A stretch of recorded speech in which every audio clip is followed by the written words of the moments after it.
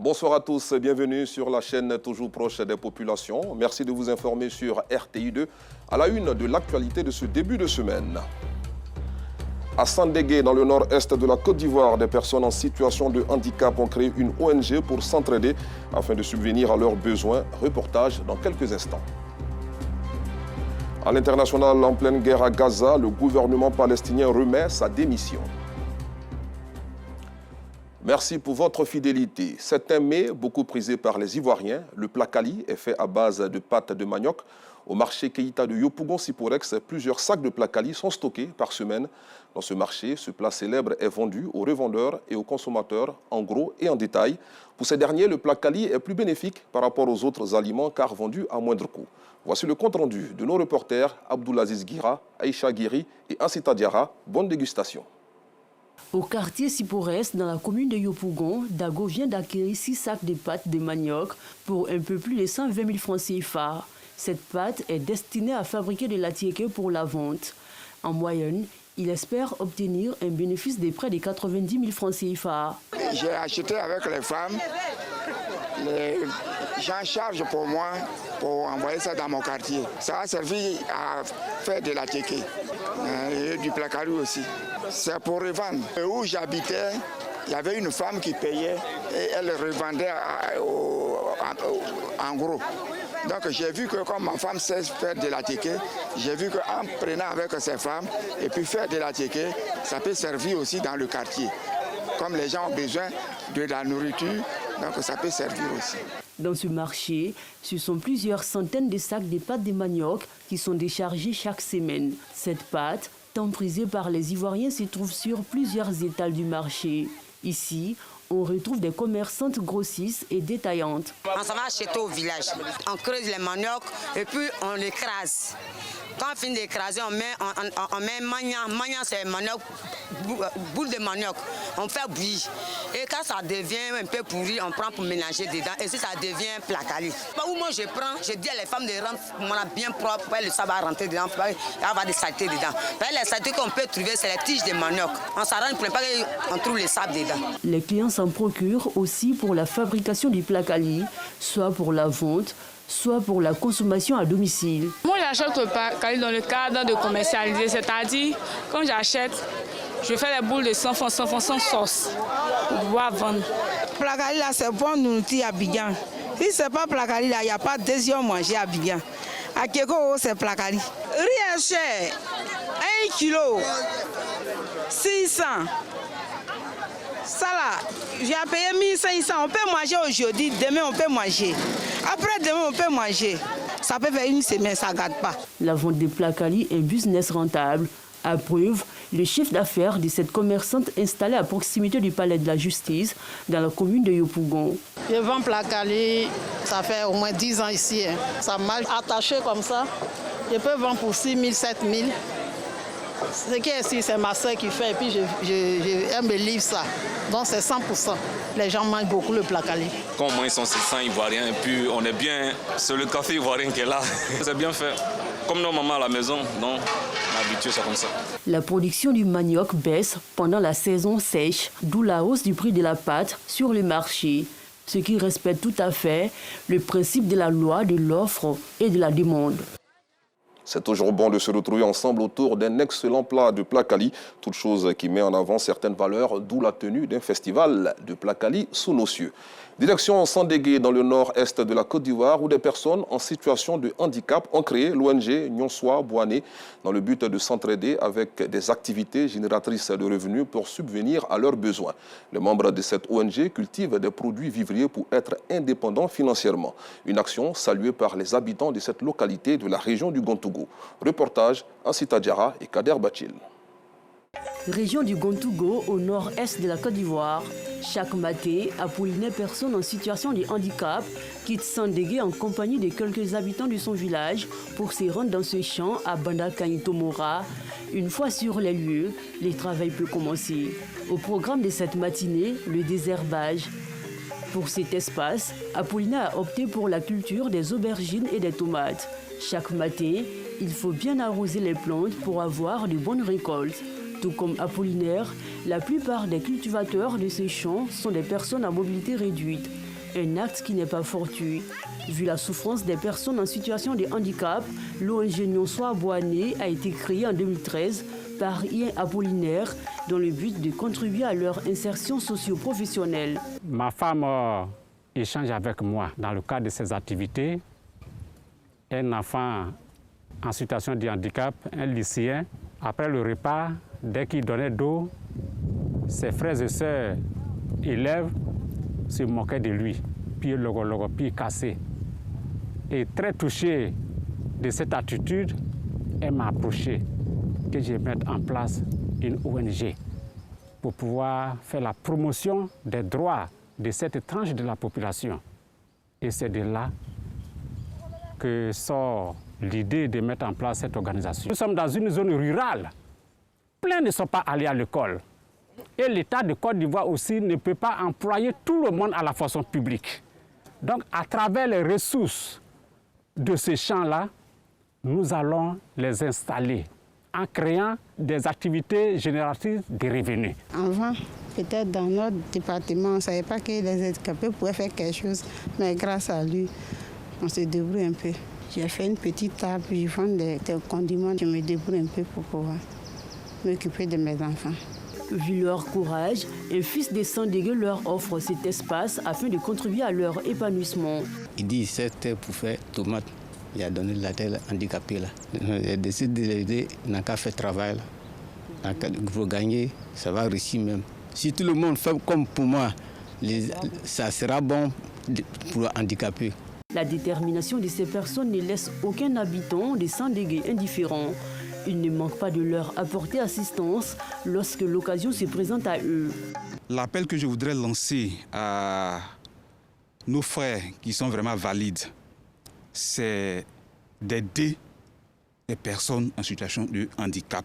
Voilà, de ne pas les regarder comme des personnes vraiment mises à part ou bien des personnes étrangères à la communauté à laquelle nous appartenons. Je voudrais vraiment d'un commun accord qu'on se mette ensemble vraiment pour apporter ce qu'on peut apporter. La bravoure de ces personnes à mobilité réduite des Sandégué prouve que le handicap n'est pas une fatalité. Il faut juste s'armer de courage pour atteindre ses objectifs. Félicitations à cette ONG qui, à travers ses actions, exhorte ses membres à prendre courage face à l'adversité. Parlons littérature à présent. De passage, c'est le titre du dernier livre produit par le docteur écrivain Georges Zrek. Dans cette œuvre dite de réflexion, l'auteur s'étale sur la vie et ses contours. Il a procédé à une séance de dédicace de cet ouvrage de 300 pages environ en présence de Fedana Yo. Commentaire Joël Gosset.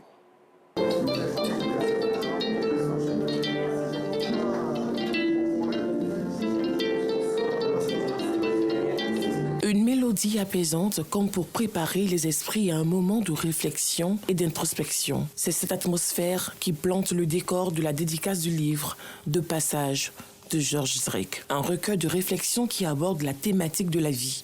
À travers cette œuvre, Georges Zrek invite les lecteurs à se plonger dans une réflexion profonde sur notre histoire collective, le présent et notre avenir commun. C'est un livre de 300 pages à peu près et qui parle de la vie, de notre parcours dans cette vie et de ce que nous vivons, des beaux moments, des moments tristes et qui décrit un peu l'évolution du monde aussi qui surtout parle de cette chance qu'on a d'exister et d'utiliser cette chance pour le meilleur et pas pour le pire. C'est une sorte d'introspection, c'est une sorte d'analyse, d'observation du monde et puis les écrivains écrivent pour écrire d'un monde meilleur. De passage est une œuvre repartie en 3 aspects intitulés « Le temps d'une vie », le temps d'un voyage et le temps d'une indignation. Un ouvrage qui impressionne la présidente de l'Association des écrivains de Côte d'Ivoire par la manière dont l'auteur parvient à agencer des concepts complexes de manière à le rendre accessible et engagé. De passage qui relate tous les passages de nos vies. Nous sommes tous de passage à des moments donnés, à des endroits donnés. Et c'est tout un programme, ce titre-là. C'est une œuvre que je conseillerais pour les classes de première, de terminale et même à étudier à l'université. Ce sont des morceaux de vie qu'il a transcrits dans cette œuvre-là. Publié en novembre 2023 par les éditions Massaïa, il s'agit d'un recueil de réflexions dédié à tous. Le passage, c'est un ouvrage, je dirais, pour tous les âges, pour tous les temps, qui va traverser le temps. C'est un ouvrage qui nous permet de nous remettre en cause. C'est un ouvrage qui nous permet de comprendre certaines choses qu'on ne comprend pas. Et je pense que l'auteur alerte en même temps l'humanité, le monde, l'être humain, à travers des choix que l'on fait, qui ne sont pas forcément les meilleurs. Cet ouvrage nous permet de mieux comprendre ce monde difficile et de mieux nous comprendre nous-mêmes. Cette dédicace a été un moment de partage fructueux et d'échanges instructifs. Un mot de religion dans cette édition, l'association islamique Al-Barakat a célébré la 11e édition de l'anniversaire de naissance du prophète de l'islam le week-end dernier dans la commune d'Abobo. Objectif, inviter la communauté musulmane à cultiver l'amour du prochain, la cohésion et la paix selon Aïcha Guiri et Joël Gossé. Ils sont venus nombreux, les fidèles musulmans, à cette place de la commune d'Abobo. Ces fidèles répondent ainsi à une invitation de l'association islamique Al-Baraka à l'occasion de la célébration du Maolid. L'enjeu au cœur de cette commémoration est de cultiver la paix et la cohésion sociale, mais également s'inspirer des recommandations et enseignements du prophète Mohammed. Si on fait la paix entre nous, Inch'Allah, tout ce que nous cherchons chez Dieu, nous allons voir. Tous les renseignements que le prophète nous a enseignés, si nous prenons ça sincèrement et nous appliquons à la lettre, Inch'Allah, nous allons avoir le paradis de ces bas mondes et au lieu de là. Dieu même nous dit dans le Saint-Coran, c'est-à-dire, toi-même donne la valeur à ce que tu fais. Et que quand tu donnes la valeur à ce que tu fais, ceux qui te suivent là, ils vont savoir que ce que tu fais là, c'est vrai et c'est sincère, ils vont te suivre. Une occasion pour les fidèles musulmans de se rappeler l'histoire et la vie du prophète Mohammed. C'est très bienvenu, parce qu'au moins il y a beaucoup de choses qu'on ne savait pas, qu'on a su aujourd'hui. Il y a beaucoup de choses qu'on, même si on savait qu'on n'est pas en pratique, qu'on a su aujourd'hui.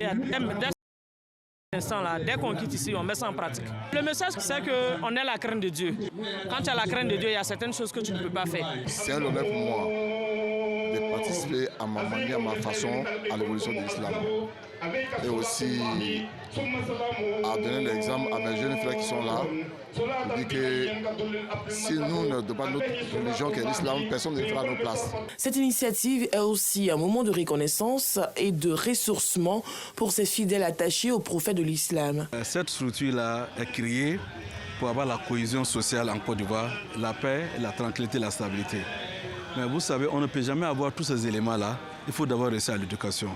Voilà pourquoi nous avons choisi aujourd'hui pour parler de l'éducation. Si nos ressources sont à l'éducation, je pense que tout peut réussir en Côte d'Ivoire. Pour consolider le vivre ensemble harmonieux, des actions de promotion de l'unité, de fraternité et de solidarité se sont multipliées en vue de consolider le climat de paix en Côte d'Ivoire. Toujours à propos de religion, les fidèles des Assemblées de Dieu d'Agboville, secteur artisanal, étaient en fête le samedi dernier. Ils ont procédé à la dédicace de leur nouveau temple, une œuvre architecturale qui vient désengorger le premier devenu exigu et met en mission tous les chrétiens pour faire des populations de la ville et ses environs des disciples de Jésus-Christ. Les détails avec Théodore Zouzou et Clément Boko. Agoville, quartier artisanal. Ensuite, espace, les fidèles chrétiens des Assemblées de Dieu sont venus nombreux. Ils sont là pour la dédicace de leur nouveau temple, le Temple du Salut. Une consécration faite en présence du président des églises des Assemblées de Dieu, mais aussi des guides des autres confessions religieuses. Un acte pour la confirmation de leur attachement à Jésus-Christ. Dieu a donné les moyens nécessaires pour que nous puissions lui bâtir un temple à sa gloire.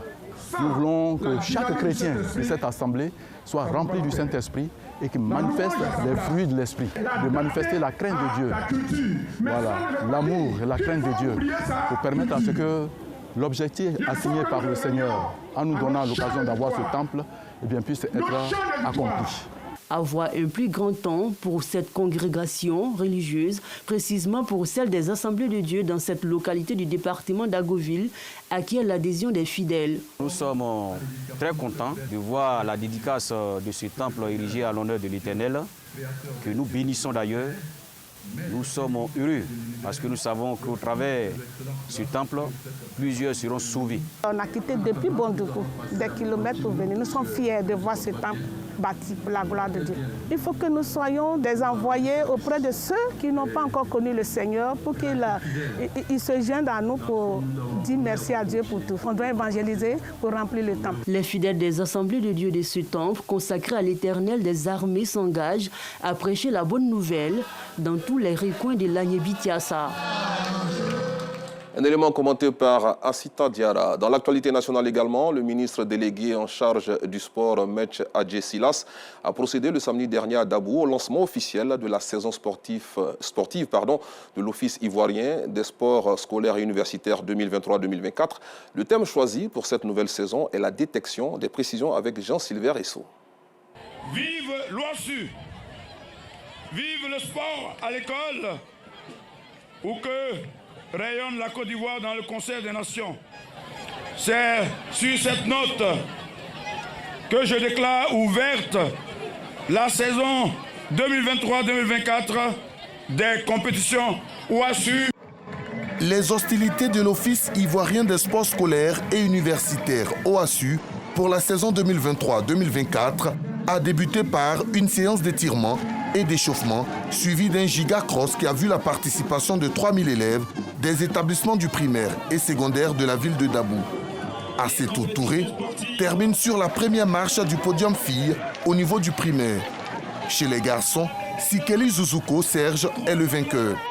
Dans la catégorie du premier cycle filles, Diallo Asata et Nyando Marino sont les plus méritantes. Au second cycle, Agnero Agni Elisa a dominé ses adversaires, Lepa Angela et Niki Magras. Quand chez les garçons, le plus rapide se nomme Doubia Salif. Nous voulons remercier toutes ces personnes qui nous ont accompagnés ce matin et dire que l'OASU fera de son mieux pour que nos acquis passés reviennent. Au classement général, les lycées Akpagnagne, Tiapani et Élite terminent respectivement premier, deuxième et troisième. La saison sportive de l'OASU 2023-2024 s'annonce palpitante avec le football, le handball, le basketball, l'athlétisme et le dodgeball.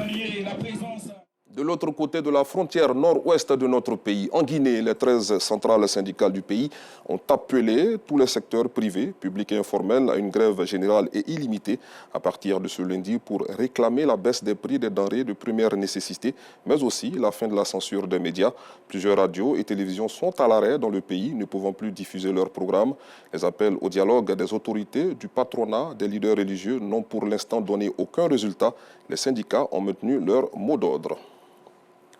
Hors du continent, le gouvernement de l'autorité palestinienne a démissionné. C'est le Premier ministre Mohamed Shtayyeh qui l'a annoncé ce matin lors d'une conférence de presse, précisant que la démission a été déposée par écrit, mais qu'elle avait été annoncée quelques jours plus tôt. Lors de son discours, il a expliqué les difficultés des dernières années, l'annexion qui continue, la pandémie du coronavirus, la situation économique, les taxes israéliennes toujours plus grandes et les raids incessants.